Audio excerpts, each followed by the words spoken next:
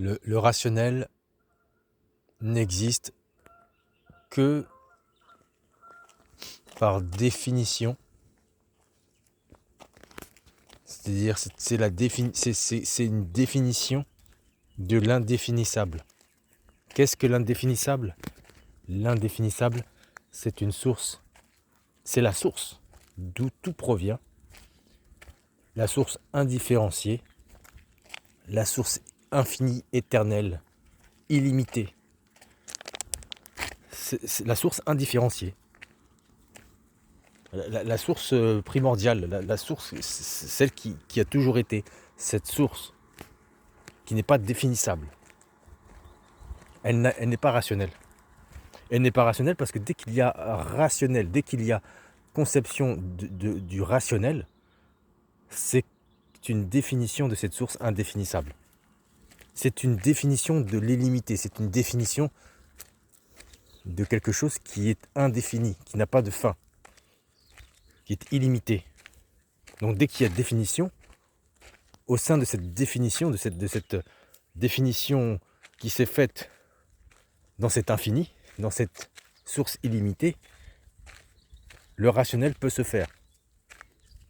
Donc quelque chose qui est rationnel, c'est quelque chose qui est rationnel par rapport à ses propres règles, par rapport à des règles du jeu qui ont été définies au sein de l'indéfinissable, au sein de la source indifférenciée. Donc c'est une différenciation, et dans cette différenciation, le rationnel peut sentir sa réalité. Donc en fait, le rationnel ne se sent rationnel que par rapport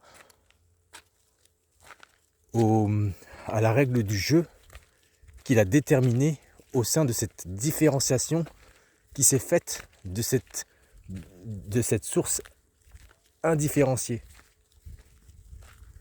La source indifférenciée d'où tout provient, d'où toute création provient. Donc en fait, le rationnel n'a du sens qu'au sein de ses propres règles du jeu. Lorsque, du point de vue de la source indifférenciée, le rationnel n'a aucun sens. Le rationnel n'a du sens qu'au sein de lui-même, au sein de ses propres, de son propre système, de sa propre,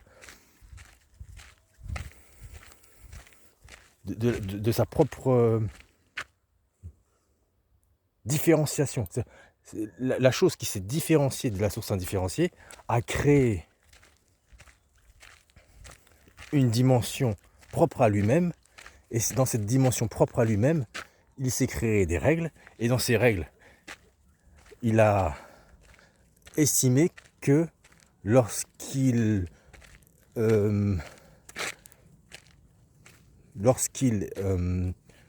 formulait quelque chose qui était en accord avec les règles dans lesquelles il se vit, bah, cette formulation est rationnelle. Lorsqu'il formule quelque chose au sein de cet écosystème, de ce truc qui s'est différencié de la source indifférenciée, lorsqu'il formule quelque chose et que cette chose qui a été formulée est cohérent avec les règles, avec les lois, avec de cet univers, de cette création, et ben cette formulation est rationnelle. Rationnelle par rapport aux règles qui ont été déterminées dans cet écosystème, dans cette dimension, Et en fait, cette rationalité n'existe que par rapport à l'environnement, à l'écosystème. Mais en dehors de cet écosystème, de cet environnement, lorsque tu te mets du point de vue de la source indifférenciée, qui est la seule réalité, qui est la réalité d'où provient cette projection qui s'est différenciée de cette source indifférenciée, et bien à ce moment-là, le rationnel n'a pas de sens, il n'a plus aucun sens.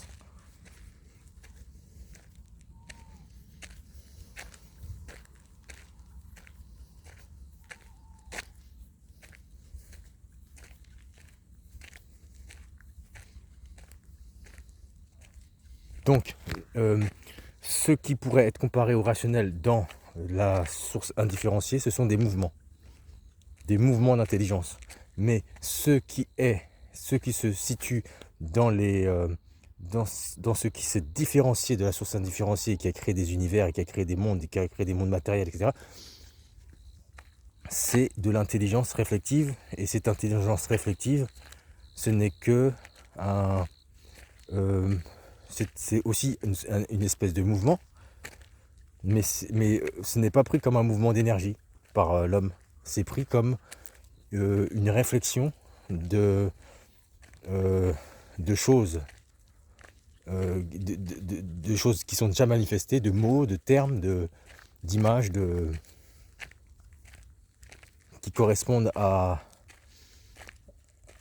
ce qui est déjà existant, à ce qui est déjà... ce ne sont pas des formulations nouvelles, ce ne sont pas il n'y a pas de mouvement d'énergie intelligent, mais il y a des mouvements de connaissances, d'impressions, de choses qui sont imprimées, qui sont connues, de connaissances, des choses qui sont déjà préexistantes, qui n'ont pas été inventées, qui ne surgissent pas de l'instantanéité, qui ne surgissent pas de l'instant, mais qui sont juste des connaissances, donc des choses connues, des choses avec lesquelles on réfléchit, on le met dans un sens, on met un mouvement dans cette réflexion, dans ces connaissances, dans ces mots, pour leur donner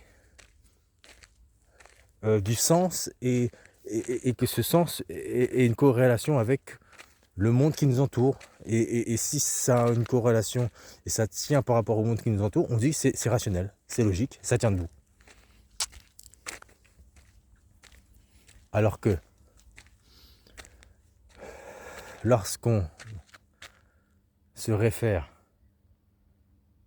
à la source indifférenciée, donc la source indifférenciée qui est la dimension de l'esprit, qui est la dimension dans laquelle se situe notre pure réalité de nous-mêmes, non projetée, mais la source de toute projection, et bien là, on ne parle plus de réflexion, mais on ne réfléchit pas du connu, on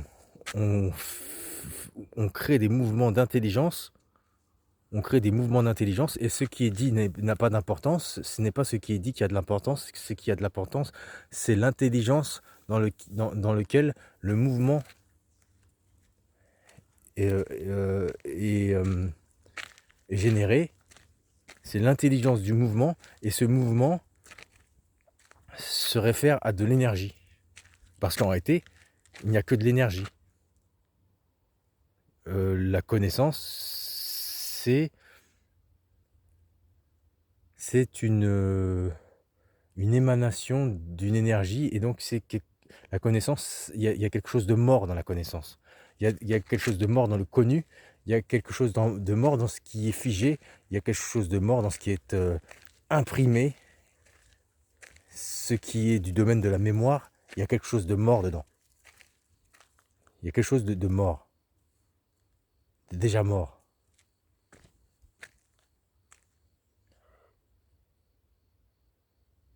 Et donc,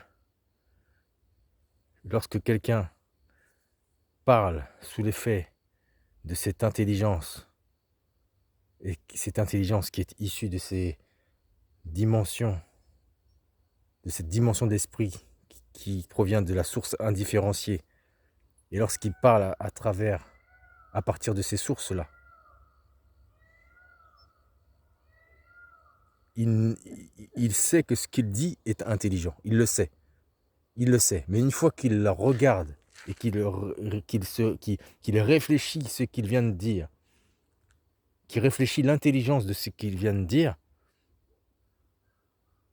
il se demande si ça a du sens. Pourquoi ? Parce que à ce moment-là, il est sorti de la dimension de la source indifférenciée, et il est rentré dans la dimension de la source différenciée, de la différenciation de cette source. Il est rentré dans le monde, dans la dimension matérielle. Il pense il réfléchit il réfléchit les choses à travers par rapport à la dimension matérielle, par rapport à son cerveau matériel, physique, par rapport à la psychologie. Et donc forcément, ce qui a été dit dans l'instantanéité, la- la réf- le mouvement intelligent qui a été dit avec certitude et qui a été dit avec une clarté d'esprit, avec un instant euh, de certitude totale dans le fait que ce qui a été dit est intelligent. Bah, dès que cette chose est regardée par la réflexion, par une intelligence réflexive qui est plus matérielle, eh bien, on ne sait plus si ce qui a été dit est intelligent. On ne le sait plus. On se le demande parce qu'on le réfléchit. Alors que lorsqu'on l'a dit, on en était sûr que c'était intelligent. Mais lorsqu'on regarde et on va en arrière pour regarder ce qui a été dit, déjà la forme d'énergie s'échappe, l'énergie de la forme s'échappe, il ne reste plus qu'une forme figée, un squelette mort, parce que l'énergie s'est déjà évaporée et est retournée dans le mouvement éternel, dans l'infini. C'est-à-dire que la réalité, ce n'est que de l'énergie, ce ne sont que des mouvements d'énergie. Et lorsqu'on essaye de comprendre cette énergie véhiculée par une forme, on s'attache à la forme alors que la forme est déjà morte.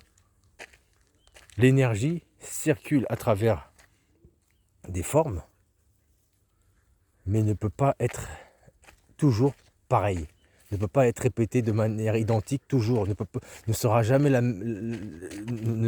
pareil au moment où ça a été dit. Quand ça a été dit, l'énergie était là, l'énergie est passée, c'est fini. Une fois que c'est regardé, une fois que tu regardes en arrière, il n'y a plus que la forme, il n'y a plus l'énergie. Mais à travers la forme, si la manière dont les formes ont été agencées de manière intelligente, elles peuvent recréer cette impression d'énergie et elles peuvent faire parvenir l'auditeur à retrouver par lui-même, à reconstituer cette énergie en lui-même. Parce qu'en fait, ce qui est vraiment intelligent, c'est ce qui parvient à faire retourner celui qui l'écoute, qui écoute la parole qui a été formulée, à le faire vibrer, à le faire retourner à la vibration, à le faire lui-même comprendre ce mouvement d'énergie et à le faire amener vers ce mouvement d'énergie et faire en sorte que lui aussi reconquiert son esprit.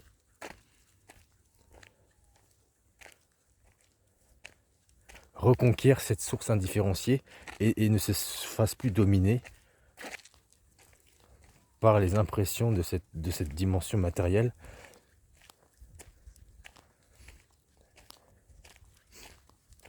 qui le domine par des règles du jeu qui veulent lui faire croire que le rationnel, que la rationalité, c'est la seule chose, c'est la chose la plus valable, la plus réelle, alors que la rationalité, ce n'est pas que c'est une mauvaise chose, puisque ce sont les règles du jeu de cette dimension matérielle, mais la rationalité, ce n'est qu'une règle. C'est une règle du jeu avec laquelle il faut traiter pour pouvoir vivre assez normalement dans cette terre, dans ce monde, dans cette dimension, dans cet univers, mais qu'il faut aussi regarder en laissant passer à travers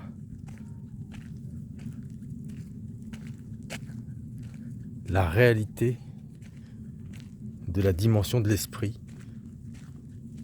qui est une indifférenciation, qui est indifférenciée, qui n'a pas de début, qui n'a pas de fin, qui n'a pas de commencement, qui n'a pas de lieu, qui est totalement indifférencié et qui est donc la source de l'esprit. Et en sachant cela,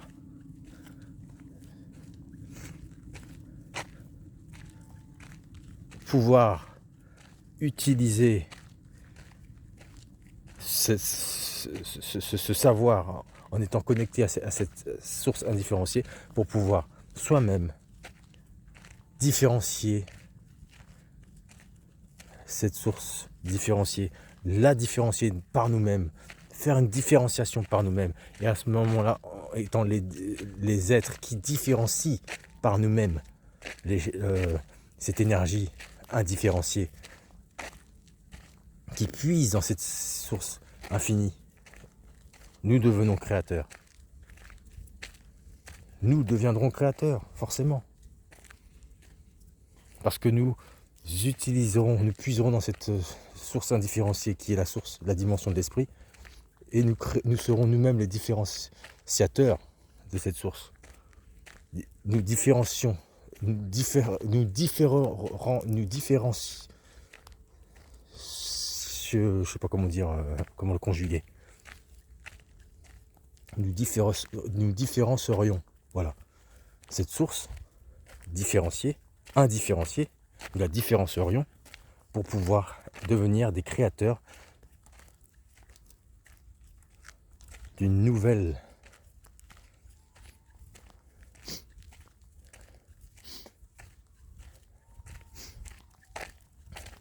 d'un nouveau genre d'un monde plus réel.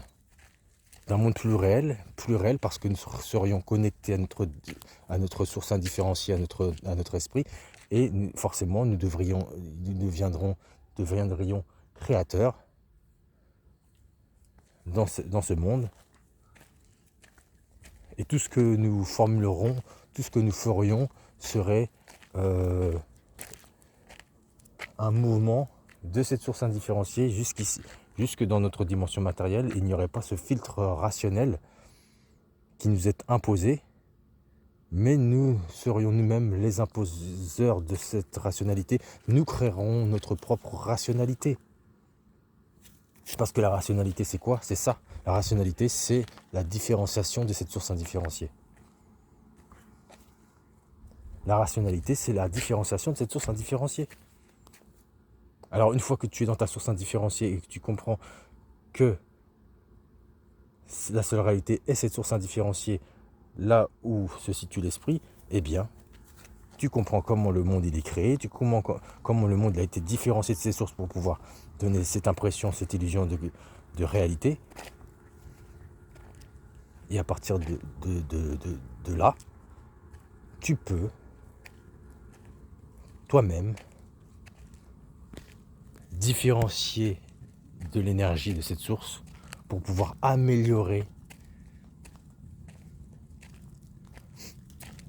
cette dimension matérielle et la rendre un peu plus